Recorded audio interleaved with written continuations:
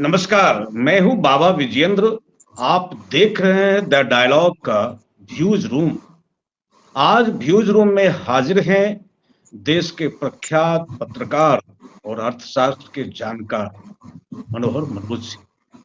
आज काफी दिनों के बाद मनोहर मनोज स्टूडियो में आए हैं। आपका बहुत बहुत स्वागत मनोज जी। मनोज जी, पिछले दिनों मुझे पता चला कि हलवा देश में बटा और बजट जो छापने के पहले हलवा खिलाया जाता, तो मैं पूछ नहीं सका कि मनोज जी, हलवा का स्वाद आपके पास भी पहुंचा या नहीं पहुंचा। फिलहाल कल आर्थिक सर्वे की रिपोर्ट जो है वह सदन में रखा गया। उम्मीद यह थी कि सदन की जो बैठक या सत्र है बहुत ही हंगामों से भरा रहेगा। एक तो विपक्ष की जो लगातार कहानी चल रही थी, उस कहानी की पुनरावृत्ति की अपेक्षा थी, लेकिन थोड़ी अशांति रही सदन में, नीट के सवाल रहे। लेकिन बहुत बढ़िया हुआ कि जो नेम प्लेट की जो पॉलिटिक्स योगी ने खेला था, उसको सुप्रीम कोर्ट ने ऑफ स्क्रीन कर दिया, उतार दिया हुआ। नहीं तो सदन में जो है वह बजट की बातें ढक जाती और नेम प्लेट पॉलिटिक्स ही सदन में वह पॉलिटिक्स वो छाया रहता हो। लेकिन कहीं कुछ नहीं हुआ। फिलहाल निर्मला सीतारमन ने रिकॉर्ड 7वीं बार भारतीय संसद के इतिहास में सबसे ज्यादा बार बजट पास करने वाली वित्त मंत्री हो गई है। बहुत बहुत बधाई निर्मला जी को भी, नरेंद्र मोदी की सरकार को भी।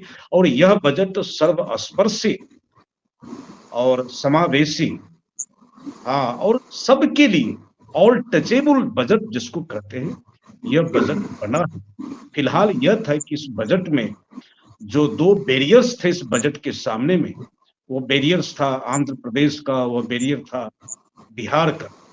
इस बजट में अगर स्पेशल पैकेज की घोषणा नहीं हुई या स्पेशल स्टेटस की बात ना की गई, तो निश्चित रूप से यह सरकार कमजोर हो जाएगी, अल्पायु हो जाएगी, सरकार गिर जाएगी, तमाम तरह की बातें हुई हुआ। लेकिन फिलहाल यह है कि दोनों सहयोगी संतुष्ट हैं इस बजट से। और दोनों राज्यों के लिए यह जो है बजट जो है दोनों राज्यों के लिए विशेष सुविधा दी गई है, विकास के लिए, फैलाव के लिए, रोजगार के लिए, इंफ्रास्ट्रक्चर के लिए। इन दोनों प्रांतों के लिए इस सरकार ने जो है एक बेहतर पैकेज की व्यवस्था की। फिलहाल बजट पास हो गया है और बजट में लगभग सभी वर्गों को छूने का प्रयास हुआ है कि किसानों के हित के लिए भी पैकेज की घोषणा हुई है। ग्राम स्वावलंबन और ग्राम को मजबूत बनाने के लिए भी उसके लिए अलग से पैकेज है, उस पर मनोज जी बात करेंगे। एमएसएमई को लेकर के भी हुआ कि कैसे इसको और सहज किया जाए और ग्राउंड पर रोजगार रोजगार पैदा करने की जो कल्पना है, जो सपना है, वो निश्चित रूप से हकीकत रूप में दिखे। और जो नौजवान इंटरप्रेन्योरशिप की तरफ बढ़ना चाह रहे हैं, उनको असुविधा कम से कम हो, इस पर भी इस बजट में चर्चा हुई है। फिलहाल यह है कि मोदी जी ने कल कहा है कि आप मेरी गर्दन दबा दें, और लेकिन चुनाव संपन्न हो गया। कल का अगर भाषण मनोज जी आपने सुना होगा, कल मोदी जी ने कहा है कि हो गया, जितना झगड़ा करना था, जितनी लड़ाई करनी थी कर ली, अब तो यार देश के हित में कुछ काम करो। अगर यही सब कुछ खेला करना है और यही सब देश के हित में आपको नहीं काम करना है, तो आगामी चुनाव आ रहा है 29 में, फिर से कोई खेला करना। लेकिन यह बजट देश के लिए है, किसी दल के लिए नहीं है। फिलहाल बजट पारित हुआ है और अमूमन यह होता है जब बजट पारित होता है तो विरोधी दल जो है कुछ न कुछ बयान देते हैं। ये अलग बात है कि नीट का क्वेश्चन लीक हुआ, लेकिन कांग्रेस ने कहा है कि हमारा भी लीक हो गया है। तो क्या लीक हुआ है? उन्होंने जो अपनी आर्थिक जो घोषणा की है, तो कहा कि सरकार ने हमारे घोषणा पत्र की चोरी की है, नीट की तरह, वो भी लीक हो गया है। यह नकल का मामला है। हमारे ही जो है, जो हमने बनाया था, इसको चुपचाप जो है मोदी सरकार ने ले लिया है। यह मल्लिका जी का बयान है और इसने फिर राहुल गांधी ने करारा हमला किया। यह बजट जो है केवल अपने मित्रों के लिए है। और दूसरी सबसे बड़ी बात है, यह गठबंधन बजट है। This is the alliance budget. ये अलायंस को खुश करने के लिए, केवल सरकार को बचाने के लिए इस बजट को पारित किया गया है। इसमें समाज का हित नहीं है, अन्य लोगों का हित नहीं है, केवल अपने मित्रों का हित है, सत्ता में और सत्ता के बाहर। जो आर्थिक मित्र हैं, जो सियासत के मित्र हैं, सहयोगी हैं, केवल इसके लिए बजट है। फिलहाल इतनी बातों की चर्चा करते हुए मैं मनोहर मनोज के पास में आता हूँ। मनोहर मनोज, आप एक पत्रकार और अर्थशास्त्री की नजर से इस बजट को किस रूप में देख रहे हैं मनोहर मनुष? देखिए बाबा जी, सबसे पहले एक थोड़ा सा टेक्निकल क्लैरिफिकेशन कि जी। अभी बजट पेश हुआ है, बजट अभी पारित बाद में होगा, उस बजट पर पेश वोटिंग हुआ है होगी, जी। चर्चा, हाँ चर्चा विमर्श होगी, जी, जी, बजट क्योंकि पेश हुआ है। विधेयक के जी, रूप में ठीक बजट है। आता है। हाँ, बजट एक जी, विधेयक के रूप में आता पेश है। हुआ। जी, तो जी, जी, हाँ, आज पेश हुआ है। जी, देखिए बजट जो है किसी भी देश के लिए, राष्ट्र राज्य के लिए एक ऐसा साल में एक बार आने वाला जलसा है, जो एक तरह से अर्थव्यवस्था के महायज्ञ की तरह होता है।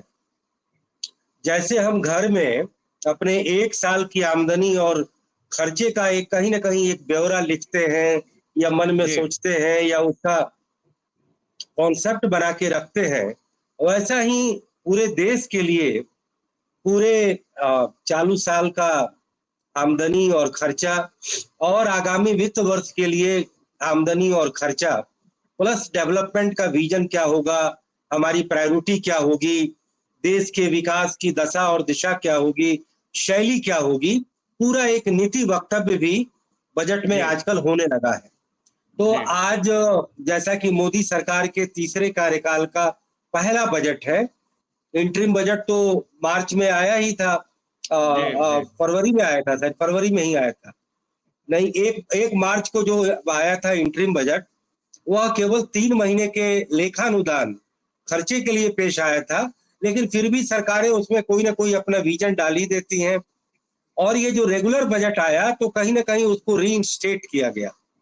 तो आपने पूछा कि बजट किस तरीके का है, तो बजट एक तरह से सालाना एक रूटीन होता है और उसमें जो लिखा जाता है उसमें अलग अलग तरीके के जुमले, बड़े जो है फील गुड फैक्टर या पूरा जो एक रोड मैप है और थोड़ा-सा एक एस्टिमेट जो बनता है खर्चे का और आमदनी का, उसको बजट में रिवाइज़ किया जाता है। यानी कि जितना लक्ष्य रखा गया है उससे थोड़ा कम या ज़्यादा भी आमदनी हो सकती है, उससे लक्ष्य से थोड़ा कम या ज़्यादा खर्चा भी हो सकता है।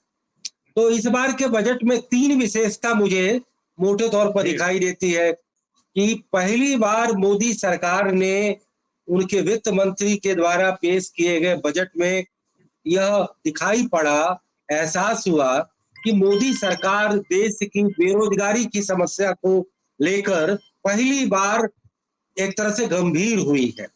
बजट में बेरोजगारी को चौतरफा हमला करने को लेकर एक नहीं कई तरीके के एक तरह से प्रस्ताव, पहल और प्रोविजन तीनों किए गए। जी, तो बेरोजगारी को लेकर के चाहे आपको नौकरियां पैदा करना हो, नौकरी की पात्रता रखने के लिए स्किल डेवलपमेंट करना हो, एजुकेशन लेने के लिए आपको लोन लेना हो, रोजगार पाने के लिए आपको बाजार जनित रोजगार यानी प्राइवेट सेक्टर में आपको प्रवेश करना हो, इन सब को लेकर के एक पूरा विजन जो मोदी सरकार का विजन अमूमन है कि अब सरकारी नौकरी हम नहीं देंगे देशवासियों को, उनको खुद नौकरी देने वाला बनना होगा, जी, जी, एंटरप्रेन्योर बनना होगा और सब लोग अपने अपने फील्ड में स्टार्टअप के जरिए, उद्यमशीलता के जरिए, लघु और एमएसएमई के जरिए बड़ी कंपनियों का एक्सपोजर कर उसका एक एंटरप्रेन्योरशिप का कल्चर बनाने के लिए आपको रोजगार के मैदान में आना होगा और उसको लेकर के सरकार ने बहुत सारा इकोसिस्टम बनाया है, प्रोत्साहन दिया है। दूसरी विशिष्टता जो मुझे इस बजट में दिखाई देती है वो है कि कई करों में पूरी छूट दी गई है, कई नए करारोपण किए गए हैं, चाहे वो डायरेक्ट टैक्स हो जिसमें कि इनकम टैक्स और कॉर्पोरेट टैक्स आता है, चाहे इनडायरेक्ट टैक्स हो जिसमें कस्टम्स, एक्साइज और आपका जीएसटी आता है। जी, तो जी, डायरेक्ट टैक्स में जो पिछली बार आपको याद होगा कि आयकर के दो ऑप्शन दिए गए। एक तो जी, ये कि आपको कोई निवेश की छूट नहीं मिलेगी, 7 लाख तक आप खर्च करेंगे तो उस तक आपको छूट मिलेगी इनकम टैक्स की और उसके बाद करारोपण होगा।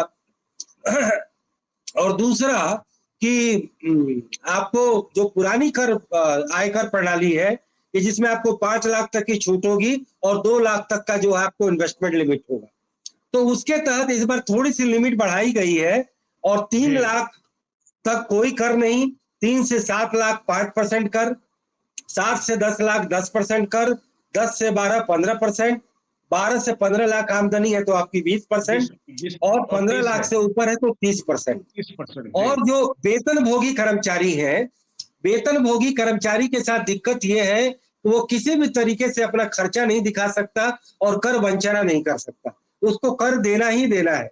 तो आजकल जो मोटी-मोटी पगार जो सरकार में लोग पाते हैं, वो एक तरफ तो खुश होते हैं, दूसरी तरफ वो रोते हैं कि हमें टैक्स में ही बहुत पैसा दे देना पड़ता है। तो वेतनभोगियों के लिए 50,000 से बढ़ाकर 75,000 रुपया अतिरिक्त आय दिया गया है कि आपको उतने पैसे पर आपको कोई कर नहीं लगेगा। मुझे लगता है ये एक अच्छा टीडीएस स्टेप। में भी एक जानने के लिए कर्मचारियों की क्या टीडीएस में भी कुछ उलटफेर हुआ है क्या? टीडीएस जो कर्मचारियों को कटता टीडीएस है। में मुझे कुछ ऐसा तो चलते-चलते यही सुनाई पड़ा कि जो टीडीएस 10% काटा जाता है, आमतौर पे जो आपको पेमेंट देना है या एफडी में आप इन्वेस्ट किए हैं, जो आपको एफडी का रिटर्न मिलेगा, तो वो 10% टीडीएस काट के सरकार वापस करती है। बाद में आप इनकम टैक्स रिटर्न में दिखाएंगे कि हमारा खर्चा इतना है, तो वो पैसा वापस आ जाता है। तो शायद वो 10 से बढ़ा करके किसी-किसी मामले में 20% किया गया होगा, लेकिन अप्रत्यक्ष करों में कैंसर की दवाएं पर कस्टम ड्यूटी पूरी हटा ली गई है। आपका डिफेंस, स्पेस और न्यूक्लियर साइंस में जितने मिनरल खर्च होते हैं, जो विदेश से इंपोर्ट होता है, उस पे 0% कस्टम कर दिया गया। यानी कहीं न कहीं इन उद्योगों को सरकार मोबाइल एक्सेसरीज में कस्टम ड्यूटी घटाई गई है। हाँ, मोबाइल एक्सेसरीज में जो उसका उपकरण है, उसको आयात कर से छूट दी गई है, चूंकि भारत में मोबाइल का उत्पादन पिछले 3 साल में बहुत ज्यादा बढ़ा है और दुनिया में हम तीसरे या दूसरे सबसे लार्जेस्ट मोबाइल प्रोड्यूसर बने हैं और तीसरे सबसे बड़े एक्सपोर्टर भी बने हैं। तो कहीं न कहीं इस उद्योग को सरकार जो है बढ़ावा देना चाहती है। और तीसरी विशिष्टता जिसका आपने जिक्र किया कि एनडीए की सरकार होने की वजह से 2 साझेदारों को बजट के जरिए पहली बार उनके लिए विशेष बजट का प्रावधान करके उनको रिस्पेक्ट दिया गया और कहीं न कहीं पॉलिटिकल बैलेंसिंग की गई। और इसके मातहत मुझे सबसे बड़ा गेनर जो है बिहार राज्य लग रहा है, क्योंकि नरेंद्र मोदी के जो तमाम विजन है, उसमें एक विजन ये भी है तो वह टूरिज्म को देश के डेवलपमेंट का एक जो है बड़ा जरिया मानते हैं। और आप जानते हैं कि धार्मिक स्थानों का जिस तरीके से रेनोवेशन किया जा रहा है, उज्जैन, अयोध्या, वाराणसी, आपका बद्रीनाथ, कि वहां पर ज्यादा से ज्यादा पर्यटक आए, उनकी इकोनॉमी बढ़े, उस दिशा में जो गया, जो अपने आप में देश के और सनातन धर्म के एक बड़े तीर्थ स्थलों में है, जहां की मृत्यु के उपरांत तर्पण कार्य किया जाता है, और भारत में जन्मा एक बड़ा धर्म जो दुनिया में भी 5वां सबसे बड़ा रिलीजन है, बौद्ध धर्म उसका सबसे बड़ा धर्म स्थल है। वहां 1 लाख करोड़ की लागत पर ठीक विश्वनाथ कॉरिडोर की तरह और उज्जैन कॉरिडोर की तरह वहां भी महाबोधि से विष्णुपाद का जो है बड़ा एक कॉरिडोर बनेगा और पूरे दुनिया के टूरिस्टों को वहां आकर्षित करने में बहुत बड़ी मदद मिलेगी। नालंदा और राजगीर जिनका बड़ा ऐतिहासिक महत्व है, अब दुनिया के टूरिस्ट मैप पर उसे लाने की बात की जाएगी। आपको याद होगा पिछली बार मोदी जब बिहार गए थे तो नीतीश कुमार ने बाकायदा जिक्र किया कि प्रधानमंत्री आप राजगीर नहीं गए हैं, राजगीर की बहुत बड़ी महत्ता है, पहली बार वहीं से सभ्यता जो है शुरू हुई है। भारत के इतिहास के देखें सबसे पहली बार वहीं पर एक तरह से पॉलिटिकल भी इंपॉर्टेंस राजगीर के ही जरिए जो है कहीं ना कहीं मिली है, तो उसका उद्धार हो रहा है। और कोसी के बाढ़ नियंत्रण को लेकर के बहुत बड़ी परियोजना और 3-3, 4-4 एक्सप्रेस वे बिहार में पहली बार बनने जा रहा है। मुझे लगता है कि बिहार के अर्बन डेवलपमेंट को इससे बहुत बड़ी मदद मिलेगी। जी मैं एक बात कह रहा था, एक बात जो प्रश्न आपसे, क्योंकि एक अर्थशास्त्री और एक पत्रकार दोनों हैं आप, इसलिए मैं इस बात को पूछ रहा हूँ कि यह जो मामला है समावेशी का, अपने मित्रों को खुश करने के लिए, भाई आप सरकार में है, आपके लिए देश महत्वपूर्ण है, सभी प्रांत महत्वपूर्ण है और उस प्रांत में पूरे देश में रहने वाले एक एक पब्लिक महत्वपूर्ण है। आप सरकार बचाने के लिए आप तो एक तो भाषण में कहते हैं कि बजट देश के लिए होता है, तो बजट गठबंधन के लिए होता है क्या? यह गंभीर आरोप जो विपक्ष का है, आप गठबंधन को खुश इसलिए किया कि आपको सरकार बचानी है? क्या आपके लिए महत्वपूर्ण सरकार बचाना है कि देश का समाज को बचाना है या देश को बचाना है। लगता नहीं है कि यह जो है ये एक स्वार्थी सरकार है जो अपने हित की चिंता ज्यादा करती है, देश हित की चिंता थोड़ी कम करती है। क्या कहना है इस पर? नहीं, देखिए, ये तो खैर कहने के लिए कहा जा रहा है, विपक्ष को आरोप लगाने के लिए आरोप लगाना है। अगर विपक्ष की भी सरकार होती तो अपने सहयोगियों के लिए वह भी पैकेज लाती, और ये स्वतः सिद्ध है कि आपको वो पैकेज लाना है। दूसरी बात कि इसका एक आइडियोलॉजिकल पर्सपेक्टिव भी है कि हम 2047 तक भारत को विकसित राष्ट्र बनाना चाहते हैं, और देश का जो पूर्वी हिस्सा है कहीं ना कहीं वो डेवलपमेंट के मेन स्ट्रीम से कटा हुआ है। महाराष्ट्र, गुजरात, तमिलनाडु या पंजाब हरियाणा की तरह, जो पंजाब हरियाणा 80 के दशक में भारत के सर्वाधिक विकसित राज्य थे, वही नई आर्थिक नीति के बाद गुजरात, महाराष्ट्र, तमिलनाडु और कर्नाटक, ये चार जो है एक तरह से न्यू लाइट बने हैं। भारत के राज्यों की बात किया जाए तो ईस्टर्न इलाके में बिहार, झारखंड, उड़ीसा, बंगाल और कहीं ना कहीं साउथ ईस्ट में आंध्र प्रदेश भी आता है। तो उन्होंने मोदी बजट में ये कहा गया है कि हम इंडस्ट्रियल और इंफ्रास्ट्रक्चर का इतना बड़ा बेस बनाना चाहते हैं कि 2047 का विकसित भारत बनाने में इनका बहुत बड़ा योगदान हो। तो मैं इसे कतई गलत नहीं मानता। अगर आप बिहार के लिए एक्सप्रेसवे देते हैं तो क्या गलत है? बिहार में पटना के अलावा कोई शहर का विकास नहीं हो पाया, तो आज पूर्णिया, दरभंगा, गया, भागलपुर, रोहतास, बक्सर जैसे अगर शहर एक्सप्रेसवे से जुड़े तो इसमें कोई गलत बात नहीं होगी। गंगा पर 2 ब्रिज यदि बक्सर में बनाया जा रहा है जी, बिहार का भी विकास हो, महाराष्ट्र का विकास हो। एक सूचना आपको मिल रही होगी कि पिछले 6 माह में औसतन 1,500 किसान प्रति माह आत्महत्या करने की खबर लगातार जनसत्ता के टॉप खबरों में से है बना हुआ।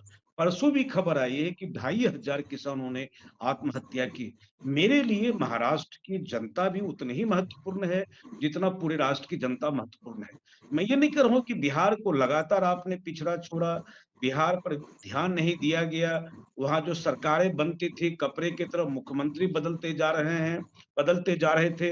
इतने दिनों तो कांग्रेस की हुकूमत थी, लेकिन बिहार जस का तसी था, बिहार बदल नहीं रहा है। अगर नरेंद्र मोदी ने बिहार पर विशेष ध्यान दिया है, यह स्वागत योग्य कदम है। लेकिन मनोज जी यह जानना चाहते हैं कि पिछले 2-3 वर्षों से, खास करके 1 दशक जो बीता है इस सरकार का, लगातार एमएसपी के सवाल कि मिनिमम सपोर्टिंग प्राइस को लेकर के कानून बनाओ। इस बजट में भी यह आशा की जा रही थी कि संभवतः उससे मिलता जुलता या एमएसपी से जो घाटा है किसानों को, उस घाटे की भरपाई की जा सके। मुझे लगता है कि देश का किसान फिर से ठगा गया है इस बजट के माध्यम से। क्या कहना चाहते हैं?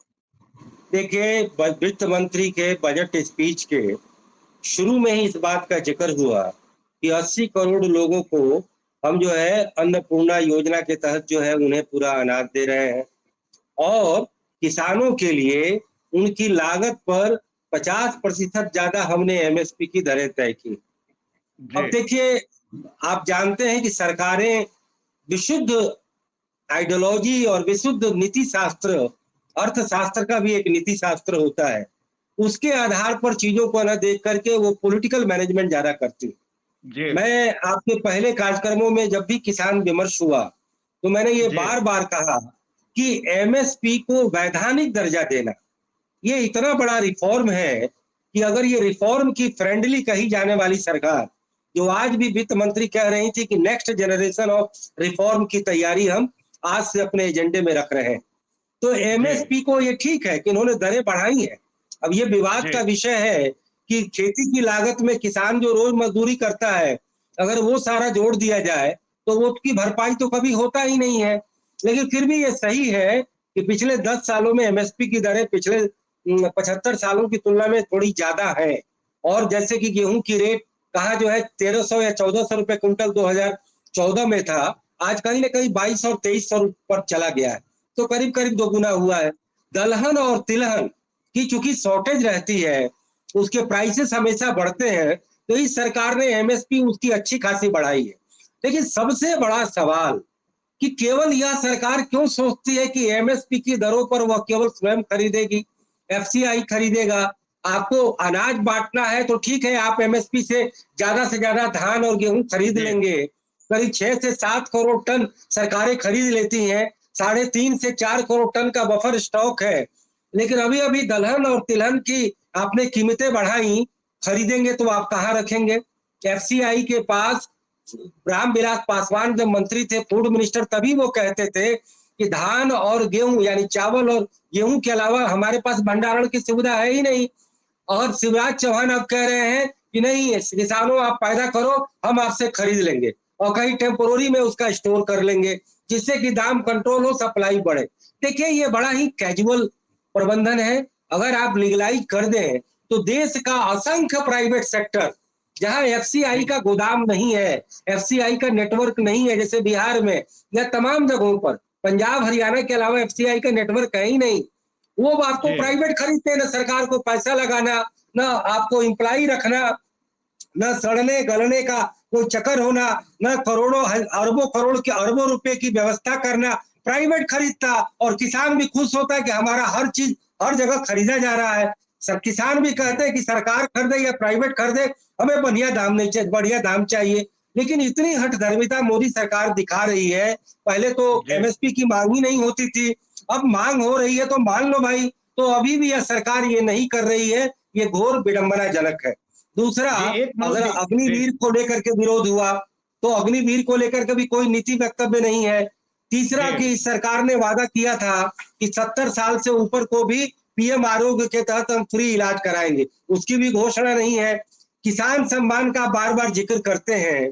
2019 के चुनाव में 500 रुपए किसानों की सम्मान राशि के जरिए आपने अच्छा खासा किसानों में वो बना लिया। अभी भी एमएसपी के इतने बड़े आंदोलन हुए, किसान उतना नाराज नहीं हुआ, इसीलिए कि किसान सम्मान में अब थोड़ी सी राहत देते हैं। लेकिन 6 साल हो गया, आप 500 रुपए अभी भी दे रहे हैं, सबकी दरें बढ़ा रहे हैं। क्या उनको 700-800 नहीं होना चाहिए? उसको लेकर कभी बजट में कुछ नहीं किया गया। तो ये सारे मुद्दे हैं जो कि इस पर बहस की जा सकती है और इस पर विवाद का कारण बन सकता है। हम लोग कॉलेज लाइफ से, जब से राजनीति और बजट हम लोग सुनते आए बजट शब्द को, और अमूमन हर सरकार एक अभी तो चुनाव भी नहीं है जो लोक लुभावन बजट जो है पेश करती, पारित नहीं पेश करती वो, तो अब चुनाव भी नहीं है। तो उम्मीद यह थी कि एक संतुलित, एक सम्यक एक बजट बनता, और अगर निश्चित रूप से जीडीपी के मामले हैं तो उसमें ग्रामीण कृषि की कितनी भूमिका है या कृषि देश पर बोझ है, हर बजट में किसानों की बेहतरी के लिए बात तो की जाती है। लेकिन कोई साल ऐसा गुजरता नहीं है जो किसानों की बदतर जिंदगी की कहानी कोई वर्ष नहीं कहता हो। हर वर्ष वही, और हर बजट पर व्यवस्था के तरफ से मीठी मीठी बातें, अच्छी अच्छी बातें, सारी बातें कही जाती है। और विपक्ष की तरफ से भी विरोध का कि यह मिला जुला है, औसत बजट है, या अडानी अंबानी का बजट है, नकल है, या कॉपी पेस्ट है। कॉपी पेस्ट की भी बातें कई जगह आई है कि यह कॉपी पेस्ट बजट है। हम ये कर रहे हैं कि जो मुझे मनोज जी आपको एक संदर्भ बता दूं, लोहिया जी भागलपुर गए थे एक बार, और भागलपुर विश्वविद्यालय के अर्थशास्त्री और शिक्षकों की बैठक थी। लोहिया जी को मंच पर आना था, तो लोहिया जी, मतलब कि मैं पढ़ा नहीं हूं बल्कि किसी के भाषण में इसका जिक्र मैं सुना हूं, इसलिए ऑथेंटिक तरीके से मैं ये नहीं कह सकता हूं कि यह घटना सच है। लेकिन तमाम कई प्रकार के लोग जब अपने भाषण देते थे, तो हम लोग 10 साल पहले तो लोहिया जी की कहानी सुनते थे। लोहिया जी बड़े अर्थशास्त्री थे। तो अर्थशास्त्री की मीटिंग जो होती थी उसके पहले राम मनोहर लोहिया जी हरिया पट्टी जाते थे, चावल का दाम पूछ लेते थे, दाल का दाम पूछ लेते थे, सब्जी का दाम पूछ लेते थे, तेल का दाम पूछ लेते थे, और आते थे अपने अर्थशास्त्र के प्रोफेसर से पूछते थे, भैया बताइए कि दाल की कीमत कितनी है? तो कोई प्रोफेसर बताने की स्थिति में नहीं थे। तो भैया अर्थशास्त्र का क्या संबंध है? यह जो अकादमिक बहस है, यह स्टॉक एक्सचेंज, यह जो जीडीपी, यह पर कैपिटा इनकम, यह सेंसेक्स, यह सूचकांक गिरा, यह लुढ़क गया, ये जो शब्दावलियां हैं, आम लोग 70% लोग, मैं कहता हूं कि मैं भी शामिल हूं उसमें, इस प्रकार की जितनी बाजार की जो फाइनेंशियल कैपिटलिज्म का जो सारे जो शब्दावलियां हैं, टर्मिनोलॉजी है, उसको हम भी नहीं समझते, आप समझते होंगे। आम लोगों को रोजगार चाहिए। क्या सरकार समीक्षा नहीं कर सकती है पिछले बजट की? हमने जितने रोजगार की बात की थी और उस रोजगार पर जितना हमें खर्च करना था, हमने यह खर्च किया और अपेक्षित परिणाम नहीं आए। ये देश को आप क्यों नहीं बता रहे हैं कि हमने रोजगार के लिए इतने लक्ष्य रखे थे और क्यों नहीं पूरे हुए? और आपके बैंक ने देश के नौजवानों को लगातार बैंक के कर्मचारी और अधिकारी तबाह करते हैं, उनको रोजगार नहीं मिलता है, वो कमीशन से जूझता है। ये जो ग्राउंड रिपोर्ट मनोज जी अलग है। यह जो अकादमिक बहस है बजट का, वो बुक का और वो डिजिटल बजट, तमाम प्रकार की चीजें, आम लोगों को चाहिए कि हमें महंगाई से निजात मिले, हर हाथ को काम मिले, हमारे बच्चे भूखे ना रहें और हमारे जो बुनियादी प्रश्न है, रोटी कपड़ा मकान, पढ़ाई लिखाई दवाई, यह मयस्सर हो। ये किसी भी बजट में आज तक लक्ष्य पूरा करते हुए नहीं देखा गया। इस बजट से मनोहर मनोज की क्या उम्मीद है? क्या करना चाहिए सरकार को? जो उन्होंने लागू किया है इसको जमीन पर उतारने के लिए सरकार को क्या करना चाहिए? मनोज जी क्या सोचते हैं? देखिए, कुछ चीजों में हमें लकीर का फकीर नहीं बनना होगा। जी, देखिए, जो वो समाजवादी राजनीति का दौर था 70 के दशक में और 60 के दशक में, हम उससे अब काफ़ी आगे बढ़ चुके हैं। जी, और जो उस समय जो भारत में निर्धनता थी, भारत में पर कैपिटा इनकम काफ़ी था और प्रिडोमिनेंटली हम एग्रेरियन इकोनॉमी थे। तो उस समय ये चीज़ें थीं। देखिए, मैं पहले भी कहा हूँ कि महँगाई तो किसी भी डेवलपिंग इकोनॉमी में बढ़ती है। मूल प्रश्न है कि उसकी तुलना में समानांतर आमदनी बढ़ रही है कि नहीं? क्योंकि डेफिसिट फाइनेंसिंग की वजह से हर चीज़ों के दाम बढ़ते हैं, वर्ल्ड वाइड फिनोमेना है। लेकिन उसके तुलना में अगर आमदनी बढ़ती है, तो वो उसमें कोई नुकसान वाली बात नहीं है। पहले भी कहा गया कि अब महँगाई है तो लोगों का उपभोग का क्वांटिटी ज़्यादा है। पहले महँगाई बिल्कुल कम थी, तो लोगों के पास ना पैसे होते थे, ना उपभोग हो पाता था। दूसरी बात जो बजट से उम्मीदें हैं, मामला अकादमिक नहीं है। जो लोग कम पढ़े-लिखे लोग पॉलिटिशियन बनते हैं और चुनाव में जीतते हैं, वो बिना अकादमी का अध्ययन किए ही संविधान, चुनाव आयोग, चुनाव का लोकतंत्र और विधानसभा की कार्यप्रणाली, सारी शब्दावलियों को जान जाते हैं, सारे टर्मिनोलॉजी को समझ जाते हैं और उसको लेकर के चर्चा विमर्श करते हैं। उसी तरीके से जो अर्थशास्त्र में थोड़ा-सा इंटरेस्ट लेगा, उसे ये चीज़ तो जानना ही पड़ेगा कि जीडीपी या इन्फ्लेशन रेट या पर जो है पर कैपिटा इनकम या अनएम्प्लॉयमेंट रेट, इसको जब तक हम नहीं बात करेंगे, तब तक हम इकोनॉमी का अंदाजा नहीं लगा पाएंगे। और ये सब अब पॉलिटिशियन और आम जनता भी मोटे तौर पर इस बात को समझती है। लेकिन उम्मीदों की जहां तक बात है, तो मैं कह रहा हूं कि कल इकोनॉमिक सर्वे जो आया, इकोनॉमिक जी, सर्वे में भी इस बात को स्वीकार किया गया कि 82 लाख जॉब अगर हर साल आप नहीं देंगे, तो बेरोजगारों की फौज बढ़ती चली जाएगी। जी, और 82 लाख रोजगार पैदा करने के लिए ये जरूरी है कि मास लेवल पर स्किल डेवलपमेंट का काम हो, यानी उनका कौशल विकास हो, उनकी सलाहियत बढ़ाई जाए, उनको काम करने का सारा गुर और तरीका है। तो मैं पहले भी कहा हूं, एक बार बेरोजगारी पर जो बहस चली कि देश जी, में 3 कैटेगरी के बेरोजगार हैं। एक हाईली एजुकेटेड है, एक सेमी एजुकेटेड या सेमी स्किल्ड है और एक जी, अनएजुकेटेड और कैजुअल है। तो अनएजुकेटेड और कैजुअल के लिए मनरेगा लाया गया है। अब ये बात अलग है कि उसमें एसेट नहीं बनता, ग्राम प्रधान और मजदूर आपस में बंडर बांट कर लेते हैं, तालाब बनता है, कच्ची सड़कें बनती हैं, कुएं खोदे जाते हैं और उसके जरिए जो है अब 400 रुपया पर डे उनको भी आमदनी देने की बात है। सेमी स्किल्ड जो जॉब है, जिसके लिए स्किल डेवलपमेंट चल रहा है कि देश में जो है हाउसिंग एक बहुत बड़ा एरिया माना गया 2000 ईस्वी के बाद से रोजगार पाने का, वो एक सेमी स्किल्ड और स्किल्ड का एक बहुत बड़ा एम्प्लॉयमेंट का सोर्स है। और जी, तीसरा जो एजुकेटेड सेक्टर है, उसके एम्प्लॉयमेंट के एरियाज बदलते हैं। तो देखिए, गवर्नमेंट और प्राइवेट का अपना खेल है, ऑर्गेनाइज्ड और अनऑर्गेनाइज्ड का अपना खेल है, लेकिन सेक्टर वाइज अलग अलग समय में अलग अलग दौर आता है जिसमें कि रोजगार ज्यादा पैदा होता है। 80 के दशक में सारे समाजवादी कंप्यूटराइजेशन का विरोध करते थे और उसी तरीके से मशीन का भी विरोध करते थे। मैं आपको एक दिलचस्प आंकड़ा बताऊं कि पंजाब में सबसे ज्यादा खेती में मशीनों का उपयोग हुआ और उसी पंजाब में सबसे ज्यादा एग्रीकल्चर लेबरर को भी एम्प्लॉयमेंट मिला। देखिए कितना बड़ा एक युग है ये। दूसरा, जिस कंप्यूटर का सबसे ज्यादा विरोध हो रहा था 1990 के बाद भारत में रोजगार पैदा करने का सबसे बड़ा सोर्स कंप्यूटर था। 50 लाख ऑर्गेनाइज सेक्टर का जॉब अकेले कंप्यूटर फील्ड में मिल रहा है। आपका लड़का भी उसमें गया है, मेरा लड़का भी उसी फील्ड में गया है। तो आज के दौर में एम्प्लॉयमेंट के एरियाज कैसे बदल रहे हैं?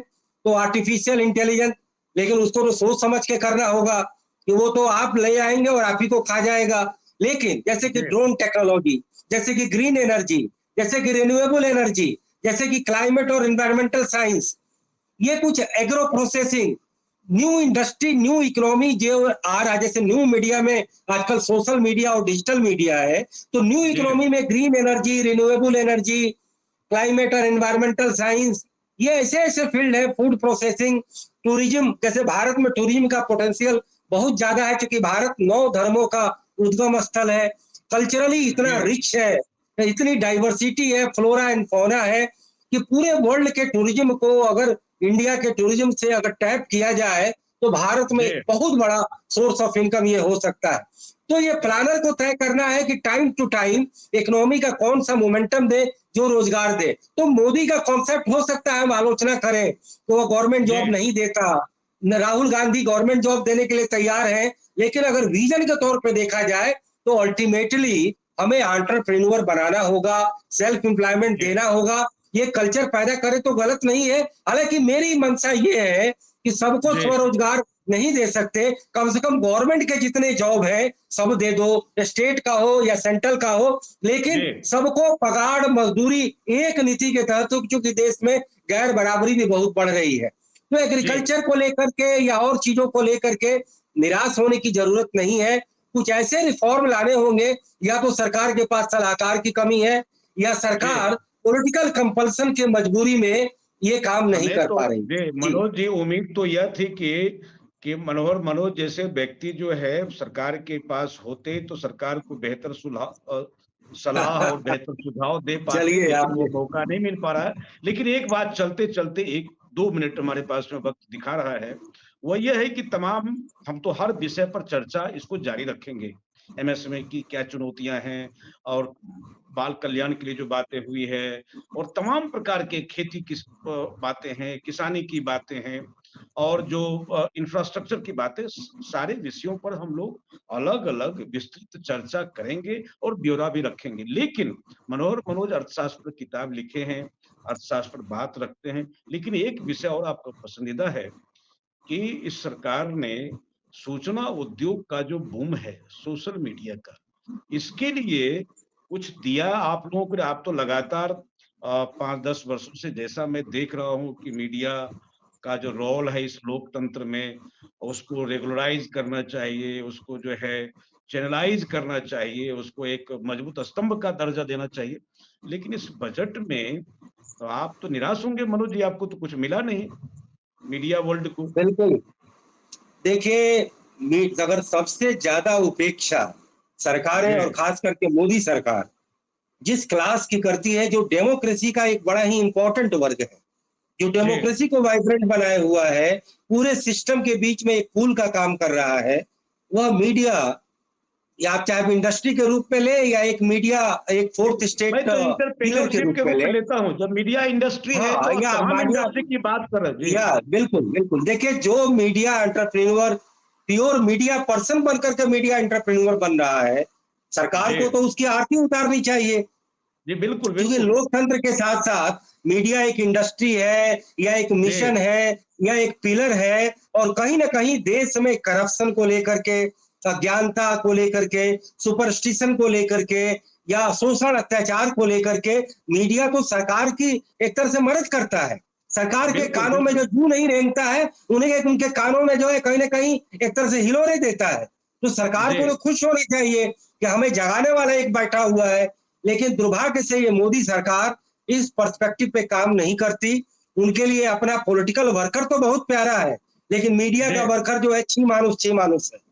तो ये मुझे लगता है ये ठीक नहीं है। ये भारत में ठीक है, संवैधानिक दर्जा पहले भी नहीं था, लेकिन एक परंपरा थी, रवायत थी, हर सरकारें, हर पॉलिटिकल पार्टी यहाँ हर इंस्टीट्यूशन मीडिया को बड़ी सम्मान और इज्जत दे करके उनके प्रति बड़ा आदर का भाव रखते थे कि ये लोग त्यागी हैं, तपस्वी हैं। मनोज जी बने रहिए हमारे साथ में, समय हो गया है। नमस्कार, बहुत आपने अच्छी बात रखी है और आपसे लगातार हमारी बहस जारी रहेगी। हम आपसे सीखते रहेंगे। आपने आज करेक्ट किया है, मैं तो भूल गया था पेश करना और पारित करने में। इसी तरह से आम जो कार्यकर्ता है, जो अर्थशास्त्र की शब्दावली को नहीं समझते हैं, मुझे यह आशा है आपसे, आप उनको एजुकेट करें कि जीडीपी क्या है, पर कैपिटा इनकम क्या है और पर कैपिटा स्माइल क्या है और सेंसेक्स क्या है और इन्फ्लेशन क्या है, मुद्रा संकुचन क्या है और मुद्रा दर क्या है और विदेशी भंडार क्या है। ये तमाम प्रकार की जो शब्दावली है, नई पीढ़ी को इन शब्दावलियों से अपडेट होना पड़ेगा, सीखना पड़ेगा। जब तक आप बजट की शब्दावली को नहीं सीख पाएंगे, तब तक सरकार पर क्या सवाल खड़ा कर पाएंगे। जो सवाल होंगे वो हाइपोथेटिकल सवाल होंगे, उसका कोई आधार नहीं होगा। बने रहिए हमारे साथ में, कल फिर मनोहर मनोज के साथ इसी वक्त मिलेंगे 8 बजे। ध्यान रहे कि यह चौपाल नहीं है, अब इस शो का नाम है व्यूज रूम, और व्यूज रूम में मनोहर मनोज जैसे इंटेलेक्चुअल आते रहेंगे, अपनी बात कहते रहेंगे। अगर यह बहस अच्छी लगी हो, मनोहर मनोज की बातें समझ में आई हो, तो निश्चित रूप से आप लाइक करें, साझा करें, सब्सक्राइब करें। नमस्ते।